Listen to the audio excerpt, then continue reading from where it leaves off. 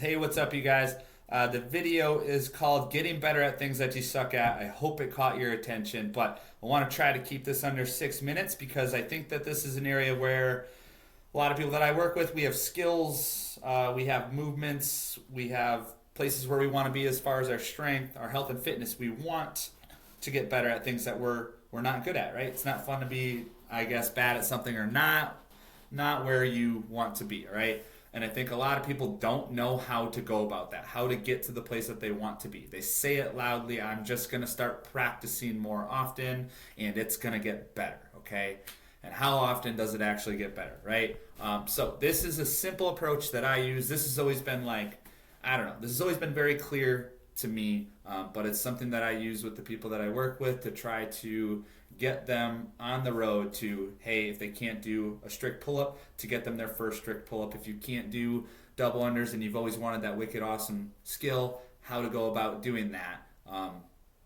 Because there are all sorts of things that we want to achieve, and when we're not achieving and when we're not improving, we feel like we're plateauing.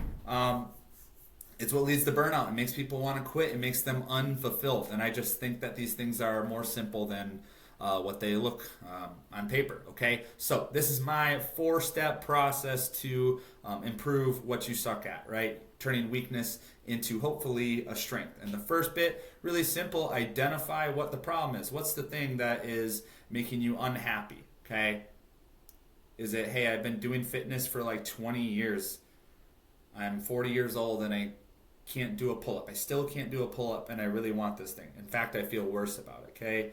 Maybe that's the problem and you just want that thing, right?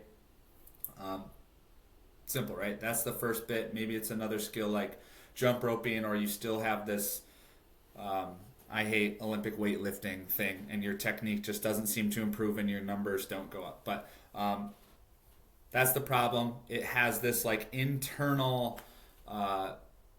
you have this internal drive, this want to make this thing better, but wanting it isn't helping you. Okay, that's the first bit. Pretty simple. Most people don't have that issue. Number two, identifying the solution. I have found that most people think that they know the solution, but they actually don't. Okay, so it's a step that people kind of have, but not really, right? If I've never gotten a strict pull up and I want it, the common phrase is, I'm just not strong enough. And for a lot of people, yeah, that might be it. But what isn't strong enough? Is it my biceps? Is it my lats? Okay. For some people, it's a movement error. Like they just feel like a dummy when they're doing pull-ups, and they just feel like they're executing it wrong. It's more of like a motor recruitment kind of thing, right? Maybe that's the issue. But if you're not really sure about that, talk to a coach. Try to get that figured out so that it can push you in the direction of the third step, which is what I'm going to talk about. But identifying the problem, identifying the solution. If it's a strength issue, then having a strength program or protocol will be the next step to kind of get you moving in the right direction. If it's something like snatching, Olympic weightlifting, what's the problem? Maybe it's something where you feel dumb every time you do it, nothing improves. Maybe you think it's a technique issue, okay? That helps us figure out what the plan of action should be, okay? So, number one, identify the problem. Number two, identify what the solution is, okay? If you know what the solution is to it, then you can build a plan around it. So that's number three, build a plan of action, okay? This is the area right away that most people do not do, right? They're scared of not getting to the end result that they want. They're scared of failure. So the quieter they say it, the more arbitrary it is, right? It's just words. I'll just do it more often after class on these days, or I'll spend 10 minutes tomorrow working on it, kind of thing. Those things usually, and you can tell just by the way that I say it, and I've heard people talk like that too, that you know right off the bat that the likelihood that they're going to consistently engage in the behavior that they need to get them there probably isn't going to happen, okay? If you just say loosely by December, I'm going to get my first muscle up, and that's all you say, and that's all that you think about, right? Usually we don't see the improvement that you want, okay? So building a plan of action means putting numbers next to things, right? It means saying, where am I at? Okay. How long am I going to dedicate an effort to try to get my first muscle up? 4 weeks, 6 weeks, 8 weeks? What does your lifestyle look like? What do you want to do? Okay. For most behaviors and things in the gym, I'm at least 4 weeks, probably as long as 8 weeks to see measurable improvement. It takes consistency, it takes dedication, okay? So figuring out how long it might take you, how often do you need to do it? Okay? Usually once a week isn't enough to try to get better at something. You might, okay? 2 times a week, 3 times a week. I've found to be the magic kind of number where people get practice, they get reps, they're able to build strength and actually have an adaptation, okay? What days are you going to do it at? What time are you going to do it, right? Accountability. You can't ignore it. It's there, okay? That's building the plan, right? And you can build a plan on paper. That's not hard to do, putting it on paper, okay? So building the plan of action, right? That's number 3, okay? Number 4, right? The hardest part, right? Following through with the program and asking yourself, am I the same? Did I improve? Am I better? Or am I worse? Okay. I've always used that same, better, or worse because I believe that when you do something or you follow through with something, you can answer that. You should be able to answer that immediately. And if you can't, then we probably messed up some of the steps before that. Okay. Same, better, or worse. Right? And with a pull-up, that might be easy. If you've never had a pull-up before and you got 2 pull-ups on your strict pull-up test, better. Cool. We improved. Good.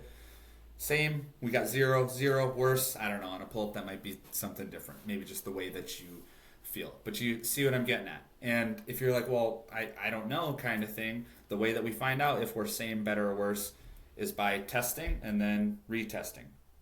Okay? Assess, reassess. Whatever you want to call it. Whatever that skill is. Okay? If it's an Olympic lift, you might pick one Olympic lift, the snatch, and after 8 weeks, on day 1 you test, 8 weeks from then, you test the movement, okay? And sometimes the results, guys, are more arbitrary. And that's fine. It can be like, how do you feel? How do you look? If your goals are more along the lines of that, okay? Remember, the title of this video is how to get better at things that you suck at, or maybe how to get better at things that you want to get better at. That doesn't just apply to skills and lifting and stuff like that. Okay? It could be waking up earlier and wanting to reap the benefits of waking up earlier. Why do you struggle with that? What's the solution? How often do I need to do it? Did I improve it? Kind of thing. Those are all the kind of steps.